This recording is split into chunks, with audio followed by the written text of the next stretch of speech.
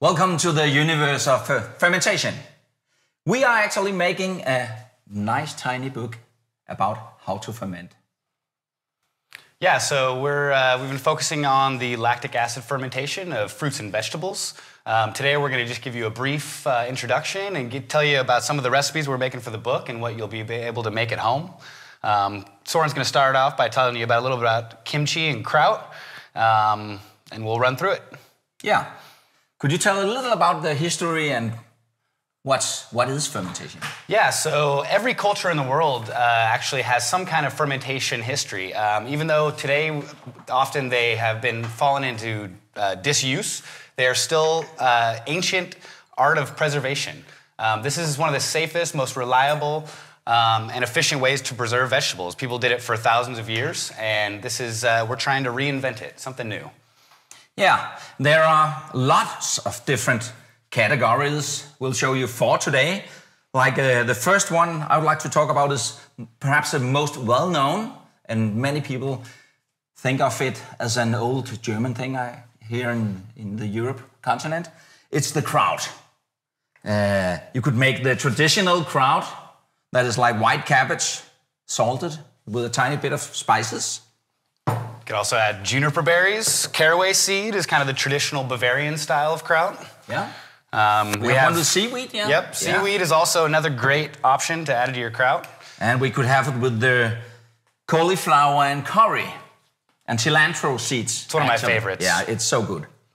And all these recipes are going to be in the book. We're going to be showcasing kraut and kimchi. We'll also be talking about a lot of other vegetables, but a lot of kraut and kimchi. Yeah, another favorite for me is the white cabbage with fennel, apple, red onions. Such a nice combination. We'll show you how to make your own recipes through the book. The next universe would be kimchi. Yeah, so I'm going to talk a little bit about kimchi.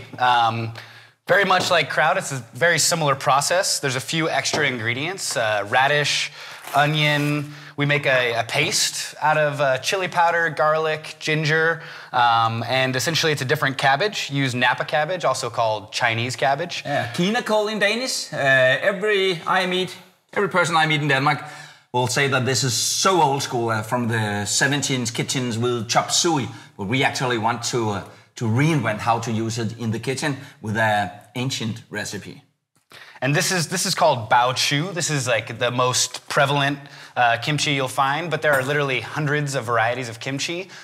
You can get further into it. We'll discuss maybe 3 or 4 in the book.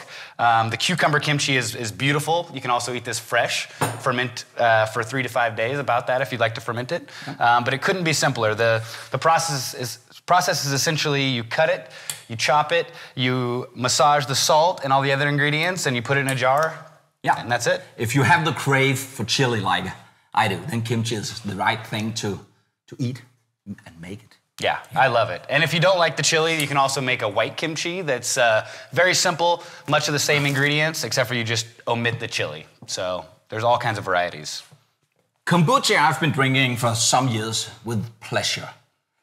It's so easy to make. It's a well-tasting fermented tea. You could either use green or black tea.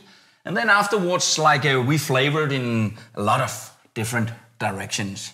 It only takes 3 weeks to make. It helps itself on the road. You only need to brew a tea and secure that you have a nice and healthy Scobie. And then over and over again, brew some tea. And this fermented. This is something you're going to need to get this culture. This is called a Scobie.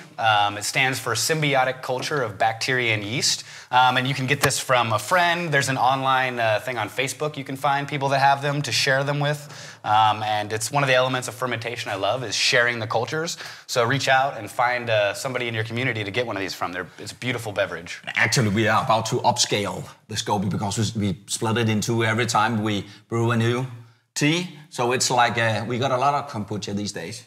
Yeah. Every time you make a batch, you get another mother that forms on top. So it just proliferates so fast. So this is another fermented beverage. This is kvass. This is a beet kvass. Soren just immediately took to this beverage. He loves it. And it's very simple to make. Essentially, all you do is chop beets. You don't need to peel them or anything. All the bacteria is present on the skins. You throw it in here with a very tiny amount of salt, some water, you make a brine of about 0.5%. We like to throw some ginger and some orange, little citrus notes in there, and essentially ferment it for 3 or 4 days, and it's ready to bottle. And at that point, it looks about that color. It's very dark. It turns dark very fast. Yeah, so it became my new favorite summer drink. Like squeeze a fresh lime in it when you drink it, and you have the most powerful, pink, tasteful beet soda that I have met for a long time. So lots of different chapters in different directions in the book, but we made it like easy to understand and to get started. So like, let's go there and ferment. Yeah, we've geared the book towards the home fermenter. So a lot of these things that you can make with a simple jar, everybody has this in their home. No special equipment needed, and we're really trying to get people fermenting. We're really passionate about it. As you can see, there's a wide variety of things you can ferment. Pickles are another one we haven't talked about, but as you can see, the radishes and the brine there, it's just simply a brine and vegetables. All the bacteria are present on the vegetables, and they make the transformation. Radishes in a salted brine. Or this marvelous pickle, where actually inspired from my grandma's old recipe, you made a pickle like was actually about similar to that, just much more easy to make and a lot more healthy, without sugar, without vinegar. Salt and vegetables. That's all you need. It couldn't be simpler. With a tiny bit of mayo, and you have the remoulade for your hot dog or burger or whatever, fish fillet. Exactly. Perhaps just to show you that the crock here is like, if you want to find gear and be nerdish about it, this could be like if you have bought a sous vide machine, you could actually also buy a expensive crock. So there are equipment to get nerdish, but you don't need it. You can just get started. Yeah, we're trying to inspire people to ferment, and I think this is the simplest method. Like Soren said, if you really get into it, the crocks are excellent. They keep oxygen from getting in, and they're brilliant, but they can be expensive. So we're really trying to get people fermenting, and that's our passion. So welcome to the universe of fermentation. Get your hands in the cabbage, and let's make some kraut.